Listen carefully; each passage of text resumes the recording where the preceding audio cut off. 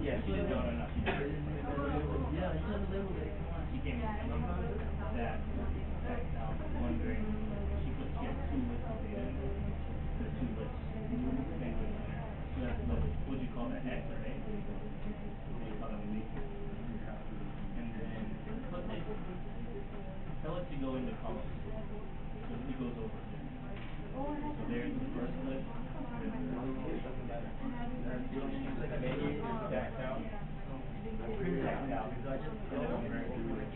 All right, so let's go ahead and draw the box plot, those who have the data.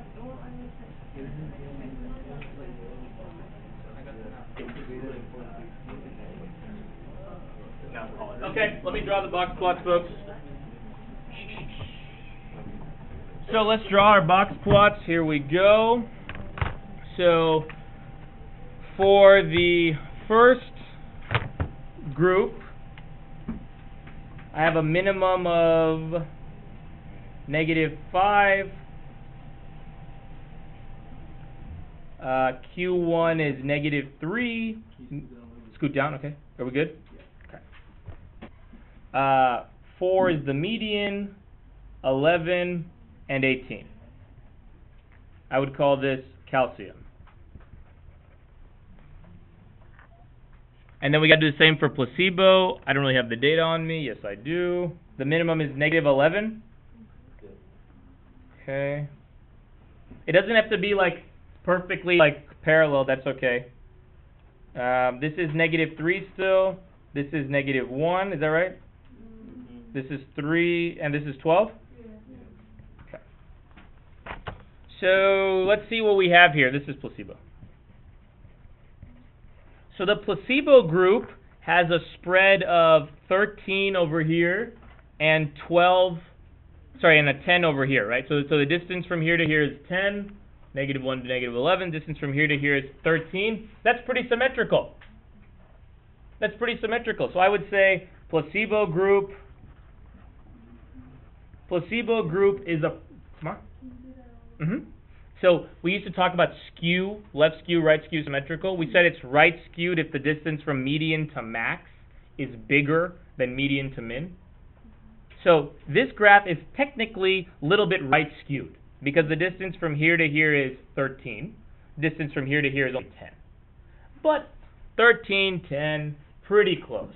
So we'll say it's approximately symmetrical. Right, so we'll say placebo group is approximately symmetrical. The calcium group, the distance from the median to the max is 14. And median to the min is only 9. So this is a little bit more right skewed. So I might say the calcium group is slightly right skewed. This is a little bit of approximation. Those of you who like very exact things are going to be a little bit upset here, but it's slightly right skewed, but we will assume, you don't have to say it in that voice, but we will assume that the data is approximately symmetrical. Yeah, they both need to be approximately symmetrical. They always will be, even if there's a little bit of skew. They just want you to tell them, okay, I checked it, there was a little right skew, but we'll assume that it's largely symmetrical. Frida. Can you go over how to get the information for placebo from the calculator? Oh, yeah. Sure. So over here, you go to stat, you go to calc, you go 1 var statistics, and for list, Frida, you put L2, which is second, and then the number 2. Is that L2? And then you click a calculate. Are you getting it? Yeah. Okay, great. All right. So there we have our conditions. So the 3 conditions: random, independent, symmetrical. And remember, if the n is above 30, we're good. We just do a central limit theorem. We're done. All right, let's go to the math. Step 3, math. So we do the t-stat. which is equal to x bar 1 minus x bar 2. This is no longer the population mean. There is no population, two-sample test. Divide by standard deviation of 1 plus standard deviation of 2. Remember, this we rewrite. It's on our formula sheet. It'll look much more familiar when I write it this way. S1 over square root of n plus S2 over square root of n. Is the square root on the whole thing? Yeah. It is. One more time for me, I didn't hear you. The test? Oh, just this? Okay, I honestly don't know the answer to that question. I will find out for you from somebody who actually grades these things. I'll find that out for you. And if I don't respond tomorrow, please remind me. So now we need to plug in this stuff. So, here we go. Back to the calculator. And now we're going to actually do the test. Okay. So, let me do it on... So, on the calculator, on the on the 8384, you go stat. It's kind of glitchy here. How do I... Yeah. What do you mean, they? Like what we just plugged in. Oh, yeah. Right. Oh, yeah. So I'm doing this to get the actual, like, t value. Right? Right, because we need to get the t. So we go stat, right? We go test, and here we go. This is the, like, new part. Instead of going to this t-test, we go to two-sample t-test. Number 4.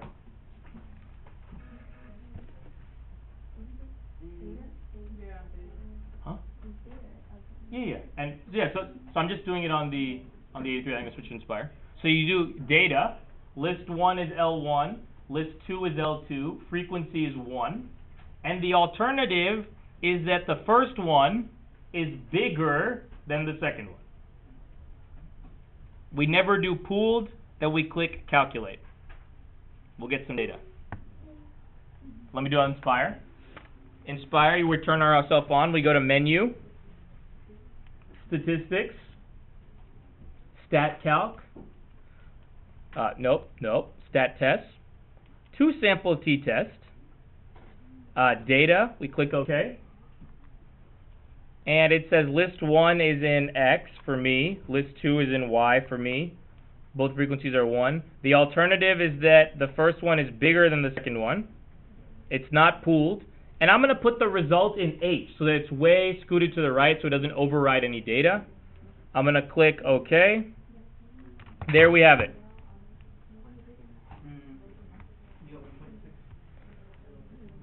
.603. 7017. And of course, right, you need to plug in like what is x1, x2, and then the s's, and then write this. So I would write the following on the next line. T-stat equals x bar 1 is 5 minus 0.273 over square root S1 is 8.743 over, actually, I don't think there's a second square root on this n. Excuse me for 1 second. So we take out this extra square root. I'm sorry about that. The n, like this, yep.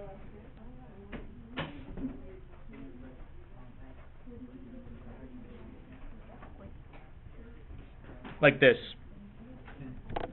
And then that equals whatever the t-value we got, which was 1.6037. Did you all get that? And the p-value, I hope you all got. And now I'm going to take all the questions. 0.0644. Shamira. Always 1? For right now, yeah. When we come back from break, no. Yes, ma'am? What do you put for list 1 and list 2? For list 1 and list 2, you put the columns where you put the data. Okay, so it's X and Y. Now we got to draw the picture. So those who are ready, go ahead and draw the picture, shade in. You all know what I'm talking about. Are there any calculator questions I need to troubleshoot? Eddie Paul, what's going on? Okay, have you plugged in stuff? How can you troubleshoot each of this? If you have that kind of, let me know. Did you put the data in? Like minimum.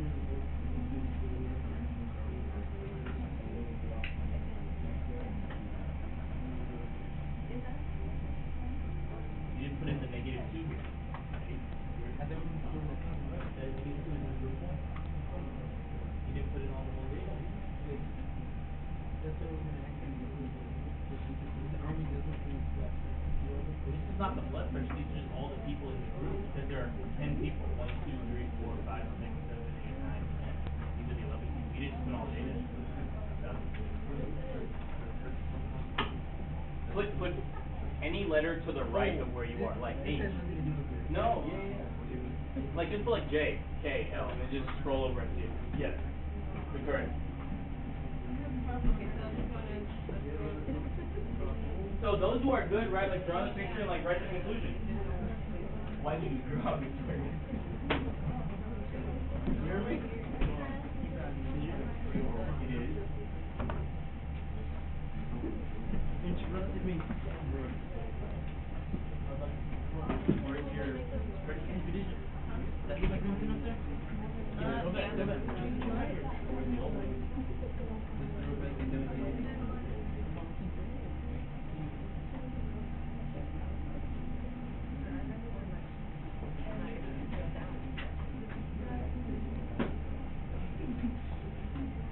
Is the data incorrectly, Nathan?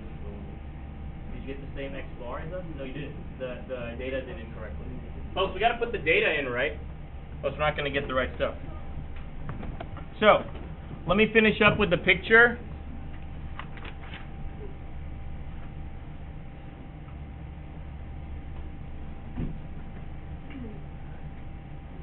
.6037. Here we go. This is 0.0644. Alpha, we assume it to be 0.05.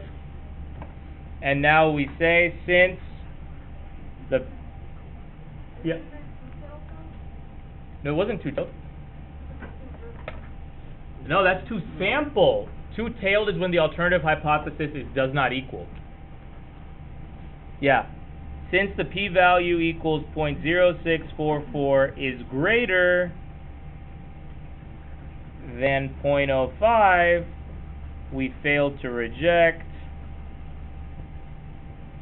null hypothesis, and we conclude the mean reduction, or average reduction if you want to use the word average, from calcium is not significantly different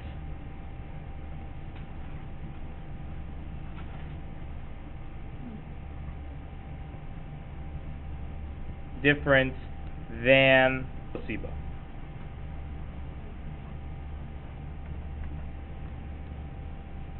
Shamara.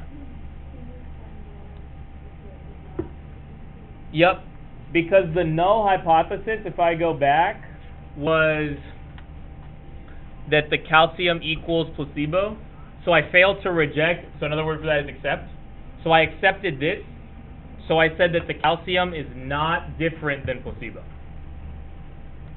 I'm accepting that they're equal, which means that they're not different. Shamar? Yeah, if I say that her grade and Takurtra's grade are equal, that means your grade and her grade are not different. Those are the same thing.